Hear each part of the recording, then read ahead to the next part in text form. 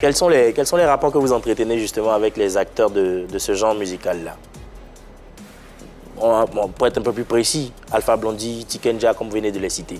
Non, pour l'instant, c'est des gens que je n'ai pas encore rencontrés. Je veux dire que moi, j'aimais la musique d'Alpha Blondy, j'écoutais Alpha Blondy, et puis après, j'ai été converti. Donc, vous n'écoutez plus? Voilà, j'ai coupé avec tout ce qui était musique, pour moi, qui ne porte pas le message de vie. Mais pourquoi vous coupez alors? Je veux dire, aujourd'hui, moi, ce qui me nourrit, en fait, voilà. Il y a des choses qu'on peut écouter. Il y a des choses spirituelles. Voilà, ce qui me nourrit spirituellement, c'est pas ça. Ça veut dire que vous ne serez pas d'accord pour peut-être une possible collaboration avec Alpha Blondy? Peut-être même un peu plus avant la collaboration, s'il fait un concert, qu'il vous appelle, qu'il vous invite pour une prestation. Vous refuseriez? Mais pourquoi? Alpha Blondy est une légende. Je veux dire, pas une question de... Non, je ne parle pas du côté légendaire. En tant qu'Ivoirien, on peut pas dire non si Alpha Blondy nous invite, c'est pas possible. Ça, c'est pas possible. Mais je veux dire que moi, aujourd'hui, ce que j'écoute doit me communiquer la vie. Vous irez sans conviction, c'est ça?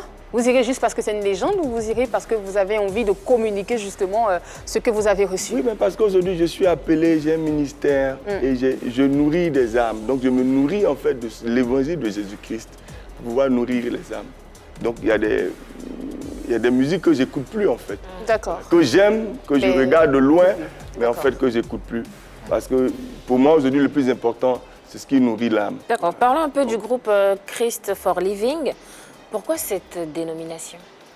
Christ for Living, en fait, c'est une combinaison, en fait. Nous, on dit plutôt Christ for Living.